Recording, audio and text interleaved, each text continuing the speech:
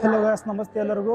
Welcome to my new blog in my YouTube channel. ಏನಪ್ಪ ಅಂದ್ರೆ ಇವತ್ತು ನಾನು ಎಲ್ಲಿದ್ದೀನಿ ಅಂತ ಅಂದ್ರೆ ಧಾರವಾಡ ರೈಲ್ವೆ ಸ್ಟೇಷನ್ನಾಗಿದ್ದೀನಿ. ಇದು ಧಾರವಾಡ ರೈಲ್ವೆ ಸ್ಟೇಷನ್. ಇಲ್ಲೆಲ್ಲ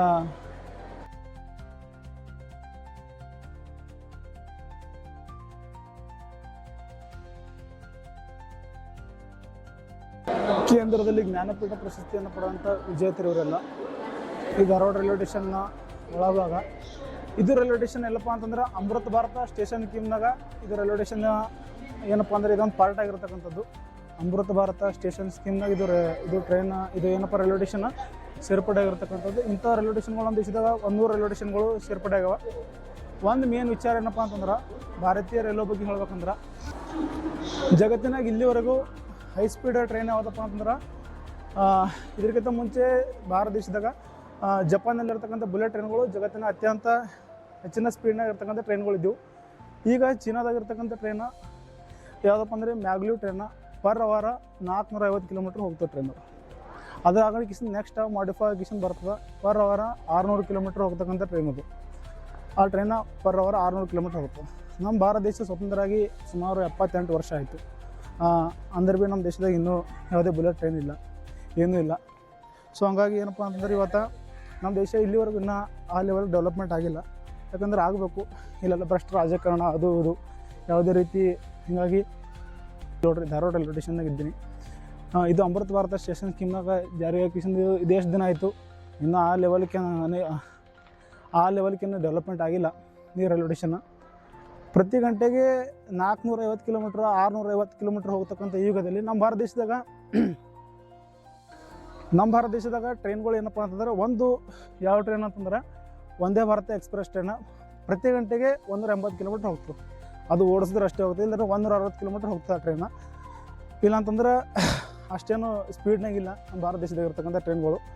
ಭಾರತದಾಗ 150 ಕೋಟಿ ಸುಮಾರು 1.5 ಬಿಲಿಯನ್ ಕ್ರೋರ್ ಜನಸಂಖ್ಯೆ ಅದ ಭಾರತ ದೇಶದಾಗ. ಈ ರೈಲ್ವೆ ವ್ಯವಸ್ಥೆ ಯಾವ ರೀತಿ ಅದ ಅಂತಂದ್ರೆ ಒಳ್ಳೆ ರೀತಿ ರೈಲ್ವೆ ವ್ಯವಸ್ಥೆ ನಮ್ಮ ಭಾರತ ದೇಶದಾಗ ಇಲ್ಲ. ಇನ್ನೂವರೆಗೂ ಆ ರೀತಿ ಡೆವಲಪ್ಮೆಂಟ್ ಆಗಿಲ್ಲ. ಇನ್ನೂ 400 ವಂದೇ ಭಾರತ ಎಕ್ಸ್ಪ್ರೆಸ್ ಟ್ರೈನ್ಗಳು ಭಾರತ ದೇಶದ ಬರೋವ.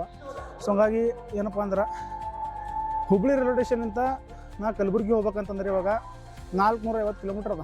ಹುಬ್ಳಿ ರೈಲ್ವೆ ಸ್ಟೇಷನ್ನಿಂದ ಕಲಬುರ್ಗಿ ಹೋಗ್ಬೇಕಂತ ಆ 450 ಕಿಲೋಮೀಟ್ರ್ ನಾ ಜರ್ನಿ ಮಾಡ್ಬೇಕಂತಂದ್ರೆ ಏನಾಗ್ತದೆ ಅಂತಂದ್ರೆ ಹೇಳಿ, ಎಷ್ಟು ಗಂಟೆ ಬೇಕಂದ್ರೆ ರಾತ್ರಿ 9 ಗಂಟೆಗೆ ಹೋದ್ರೆ ಬೆಳಗ್ಗೆ 6 ಗಂಟೆಗೆ ಹೋಗಿಸಿ ನಮಗದು ಟ್ರೈನ್ ಇಳಿಸ್ತದೆ. ಎಲ್ಲಿ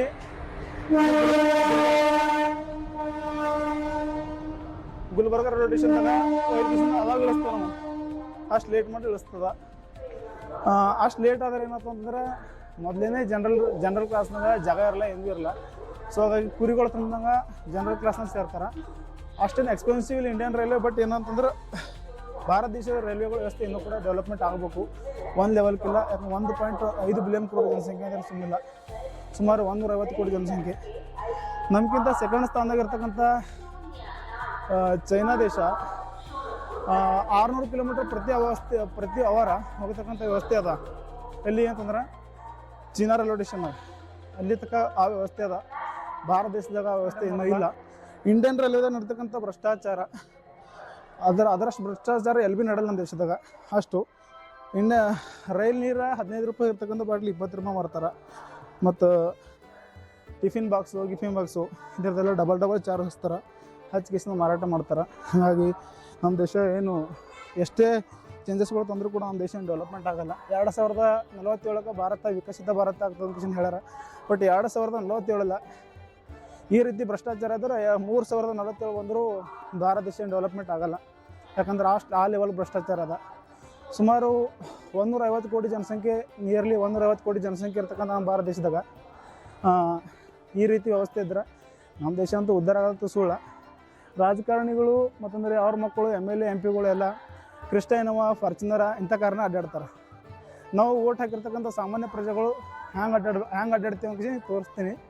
ಯಾವ ಜನರಲ್ ಬಗ್ಗಿದಾಗ ಯಾವ ರೀತಿ ಕುರಿಗಳು ತುಂಬ್ತಾರೆ. ಹಾಗಾಗಿ ನಮ್ಮ ದೇಶ ಇನ್ನೂ ಕೂಡ ಹೈ ಸ್ಪೀಡ್ ಹಾಕಿಸಿದ್ದು ಡೆವಲಪ್ಮೆಂಟ್ ಆಗಬೇಕು. ಇನ್ಫ್ರಾಸ್ಟ್ರಕ್ಚರಿಂದ ಹೈ ಲೆವೆಲ್ಲಿ ಆಗಬೇಕು. 2017ದಾಗ ಹೇಳಿದರು ಭಾರತ ದೇಶಕ್ಕೆ ಒಂದು ಬುಲೆಟ್ ಟ್ರೈನ್ ಬರ್ತಾವಂತೆ. ಬಟ್ 2025 ಇವಾಗ ಇನ್ನೂ ಕೂಡ ಅದು ಲಾಂಚ್ ಆಗಿಲ್ಲ ಭಾರತ ದೇಶದಾಗ. ಇನ್ನು 2027 ಒಂದು ಬುಲೆಟ್ ಟ್ರೈನ್ ಭಾರತ ದೇಶದಾಗ ಬರ್ಬೇಕಾದ್ರೆ ಅಹಮದಾಬಾದ್ ಗುಜರಾತ್ ಟು ಮುಂಬೈಗೆ ಬರೋದ ಆ ಬುಲೆಟ್ ಟ್ರೈನ ಆ ಟ್ರೈನ್ ನಮ್ಮ ಭಾರತ ದೇಶದಾಗ ಬರೋಕೆ 10 ವರ್ಷ ಆಗ್ತದೆ. ಅದು ಇನ್ನು ಟೆಂಟೇಟಿವ್ ಡೇಟ್ ಕೊಟ್ಟರೆ 2027 ಅಂತ. ಈ ಲೆವೆಲ್ ಸ್ಲೋ ಇನ್ಫ್ರಾಸ್ಟ್ರಕ್ಚರ್ ಡೆವಲಪ್ಮೆಂಟ್ ನಮ್ಮ ಭಾರತ ದೇಶದಾಗ ಇದ್ರೆ 150 ಕೋಟಿ ಜನಸಂಖ್ಯೆ ಇರ್ತಕ್ಕಂಥ ನಮ್ಮ ದೇಶ ಹ್ಯಾಂಗೆ ಹ್ಯಾಂಡಲ್ ಮಾಡುತ್ತೆ ಹೇಳಿ ಆಗಲ್ಲ. ಸೊ ಹಂಗಾಗಿ ಏನಪ್ಪ ಅಂತಂದ್ರೆ ನಮ್ಮ ದೇಶದಾಗ ಇದ್ರ ಬಗ್ಗೆ ನಿಮ್ದು ಏನು ಅನಿಸಿಕೆ ಅದ ಇದ್ರ ಬಗ್ಗೆ ನೀವು ಕಮೆಂಟ್ ಮಾಡಿರಿ. ನಮ್ಮ ದೇಶ ಈ ಲೆವೆಲ್ಗಾದ್ರೆ ಇನ್ನೂ ಹೈ ಸ್ಪೀಡಾಗಿ ಏನು ಡೆವಲಪ್ಮೆಂಟ್ ಆಗೋಲ್ಲ. ಸೊ ಹಾಗಾಗಿ ನಿಮ್ಮ ಅನಿಸಿಕೆಯಿಂದ ಕಮೆಂಟ್ನ ಹೇಳ್ರಿ. ಎಲ್ಲ ಗೈಸ್, ಇವಾಗ ಎಲ್ಲಿದ್ದೀನಪ್ಪ ಅಂತಂದ್ರೆ Hubli railway station, Shri Siddharudha Swamiji railway station Hubli. ಈ ರೈಲ್ವೆ ಸ್ಟೇಷನ್ದಾಗ ಇದ್ದೀನಿ. ಈ ರೈಲ್ವೆ ಸ್ಟೇಷನ್ನ ವಿಶ್ವದ ಅತ್ಯಂತ ಉದ್ದವಾದ ಪ್ಲಾಟ್ಫಾರ್ಮ್ ಹೊಂದಿರತಕ್ಕಂಥ ರೈಲ್ವೆ ಸ್ಟೇಷನ್. 1005 ಇದು ವಿಶ್ವ ಗಿನ್ನಿಸ್ ರೆಕಾರ್ಡ್ನಲ್ಲಿ ಬುಕ್ ಆಗಿರ್ತಕ್ಕಂಥ ರೈಲ್ವೆ ಸ್ಟೇಷನ್. ಈ ರೈಲ್ವೆ ಸ್ಟೇಷನ್ ವಿಶೇಷತೆ ಏನಂತಂದ್ರೆ ಇತ್ತೀಚೆಗೆ ಈ ರೈಲ್ವೆ ಸ್ಟೇಷನನ್ನು ಶ್ರೀ ಸಿದ್ಧಾರೂಢ ಸ್ವಾಮೀಜಿ ರೈಲ್ವೆ ಸ್ಟೇಷನ್ ಅಂತ ಕಿಸಿಂದು ಮರುನಾಮಕರಣ ಮಾಡಿರ. ಇದು ರೈಲ್ವೆ ಸ್ಟೇಷನ್ ಹೆಂಗದ ನೋಡ್ರಿ, ಈ ರೀತಿ ಅದ. ಈ ರೈಲ್ವೆ ಸ್ಟೇಷನ್ ಅತ್ಯಂತ ಸ್ವಚ್ಛ ರೈಲ್ವೆ ಸ್ಟೇಷನ್ ಕೂಡ ಹೌದು. ಮತ್ತು ನೈಋತ್ಯ ವಲಯ ಕೇಂದ್ರ ಕಚೇರಿ ಕೂಡ ಈ ರೈಲ್ವೆ ಸ್ಟೇಷನ್ ಅದ. ಈ ರೈಲ್ವೆ ಸ್ಟೇಷನ್ ಒಂಥರ ಏನಪ್ಪ ಅಂತಂದ್ರೆ ನೈಋತ್ಯ ವಲಯದ ಕೇಂದ್ರ ಕಚೇರಿ ಹೊಂದಿರತಕ್ಕಂಥ ರೈಲ್ವೆ ಸ್ಟೇಷನ್ ಇದಾಗಿರ್ತದೆ. ಮತ್ತು ವಿಶ್ವದ ಅತ್ಯಂತ ಉದ್ದವಾದಂತಹ ರೈಲ್ವೆ ಪ್ಲಾಟ್ಫಾರ್ಮ್ ಹೊಂದಿದ್ದು ನಮ್ಮ ದೇಶದಲ್ಲಿ ಅಭಿವೃದ್ಧಿ ಹೊಂದಿದ ರೈಲ್ವೆ ಸ್ಟೇಷನ್ಗಳಲ್ಲಿ ಈಗ ಒಂದು ಈ ರೈಲ್ವೆ ಸ್ಟೇಷನ್ ಆಗಿದೆ. ಮತ್ತು ವಿಶ್ವದ ಗಿನ್ನಿಸ್ ರೆಕಾರ್ಡ್ನಲ್ಲಿ ಈ ರೈಲ್ವೆ ಸ್ಟೇಷನ್ ಅದ. ಇದೇ ಸ್ಪೆಷಾಲಿಟಿ ಈ ರೈಲ್ವೆ ಸ್ಟೇಷನ್ದು. ಇತ್ತೀಚೆಗೆ ಇದನ್ನು ಹುಬ್ಳಿ ಶ್ರೀ ಸಿದ್ಧಾರೂಢ ಸ್ವಾಮೀಜಿಯವರ ರೈಲ್ವೆ ಸ್ಟೇಷನ್ ಮರುನಾಮಕರಣ ಮಾಡಿರ. ಇದೇ railway station speciality Hubli railway station. Hubli, welcome to Hubli railway station. ಇಲ್ಲಿ ಎಲ್ಲ ಇಲ್ಲಿ ಎಕ್ಸಿಟ್ ಇದು, ಇದು ಎಂಟ್ರಿ ರೈಲ್ವೆ ಸ್ಟೇಷನ್.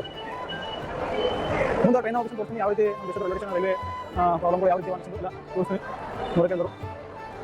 ಇದೆಲ್ಲ ಈ Dharwad railway station, Hubli railway station ಇದೆಲ್ಲ ಟಿಕೆಟ್ ಮಾಡ್ಕೊಳ್ಳೋಣ. ಇಲ್ಲಿ ಬಂದು ಯಾವುದೇ ರೀತಿ ಟಿಕೆಟಿಂದ ಪ್ರಯಾಣ ಮಾಡಬೇಡಿ. ಟಿಕೆಟಿಂದ ಪ್ರಯಾಣ ಮಾಡಿದ್ರೆ ಪ್ರಾಬ್ಲಮ್ ಆಗ್ತವೆ. ಹಾಗಾಗಿ ಟಿಕೆಟಿಂದ ಪ್ರಾಬ್ಲಮ್ ಪ್ರಯಾಣ ಮಾಡಬೇಡಿ ಎಲ್ಲ ಹೇಳಕ್ಕೆ ಇಷ್ಟಪಡ್ತೀನಿ. ಇದೆಲ್ಲ ಟಿಕೆಟ್ ಮಾಡ್ಕೊಳ್ಳೋಣ. ಹಾಗಾಗಿ ಇಷ್ಟು ಹೇಳಕ್ಕೆ ಇಷ್ಟಪಡ್ತೀನಿ. ಮುಂದೆ ನೆಕ್ಸ್ಟ್ ವಾರ ನಾನು ಸಿಗ್ತೀನಿ. ಒಂದೆರಡು ಏನು ಹೇಳ್ತಾ ಹೇಳಿ ಸಾಕ್ತೀನಿ. ಜೈ ಹಿಂದ್, ಜೈ ಕರ್ನಾಟಕ.